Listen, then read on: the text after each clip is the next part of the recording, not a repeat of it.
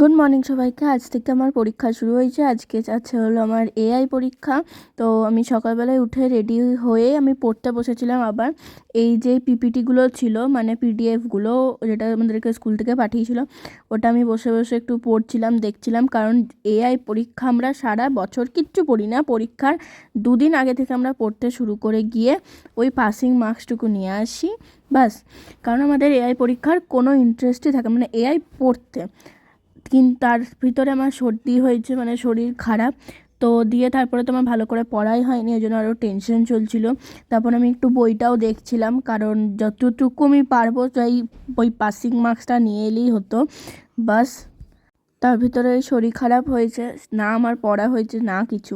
তারপরে মা তো পাশ থেকে চেঁচিয়েই যাচ্ছে যে তুই না পড়ে কি করবি। যাই হোক, আমি লাস্টের বারের মতন দেখে নিলাম, আরও বেশি দেখলে মাথাটা গুলিয়ে যাচ্ছে। তারপর গাড়ি চলে এসেছিলো, দিয়ে আমি চলে গেলাম। তো পরীক্ষাটা আমার ঠিক ওই মোটামুটি হয়েছে, মানে ভালোও না আবার খারাপও না, তো ওই মোটামুটি ঠিক আছে।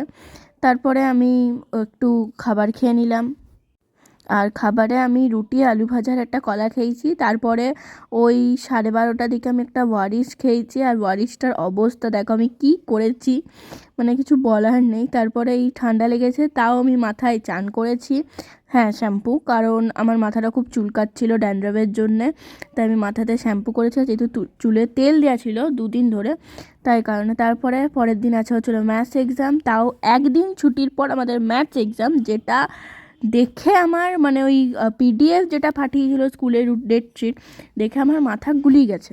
তারপরে দুপুরবেলা আমি ম্যাথ করতে বসেছি, 3টে বাজছে, হ্যাঁ মানে আমি চান ঠান করার পরে ম্যাথ করতে বসে গেছিলাম।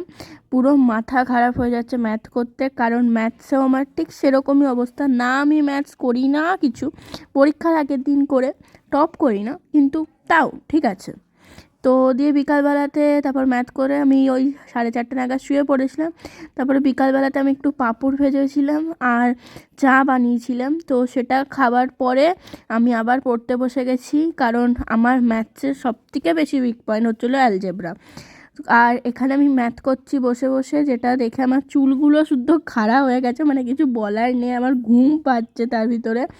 আর এখানে মা, টম, রেঞ্জার সব বসে বসে বসে আছে, মানে কি বলবো। তারপরে রাত্রেবেলায় ডিনার করলাম, দিয়ে আমার 12টা বাজার 10 মিনিট আগে